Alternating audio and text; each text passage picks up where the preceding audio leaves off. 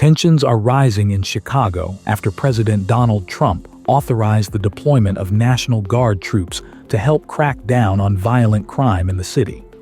The move is stirring strong reactions from both local officials and global figures, including Pope Leo XIV, who grew up in Chicago himself.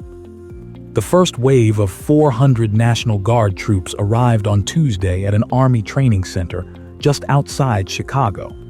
Their mission, according to the White House, is to support law enforcement efforts and help bring order to neighborhoods that have seen a spike in shootings and organized crime. But not everyone is welcoming the troops. Illinois Governor J.B. Pritzker and Chicago city leaders have firmly rejected the idea of a federal deployment, calling it unconstitutional and a violation of local authority. In fact, Governor Pritzker has filed a lawsuit challenging President Trump's decision to send in the Guard without state or city approval. Meanwhile, reporters caught up with Pope Leo XIV on Tuesday.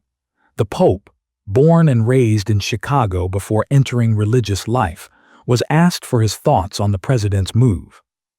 A reporter began, "President Trump has sent 400 National Guard troops to your city, Chicago, against." Before the question could finish, Pope Leo cut in, saying calmly, "Yes, I prefer not to comment at this time about choices made, political choices within the United States." The Pope's decision to hold back came just days after he made headlines for sharp comments on American politics. Last week, Pope Leo caused a stir when he challenged American conservatives on what it really means to be pro-life. He said, "Someone who says I'm against abortion but supports the death penalty isn't truly pro-life. And someone who says I'm against abortion but accepts inhumane treatment of immigrants, I don't know if that's pro-life." Those remarks set off debates across the country and drew both praise and criticism from different political groups.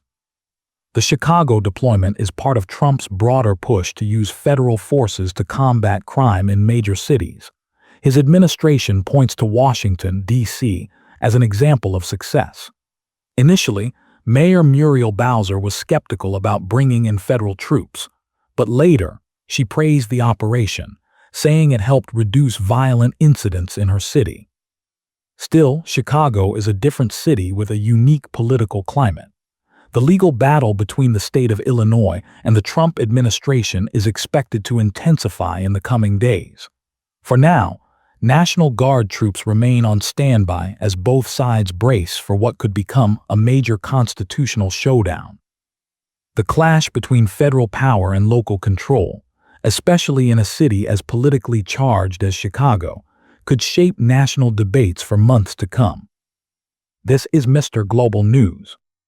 Stay tuned for more updates.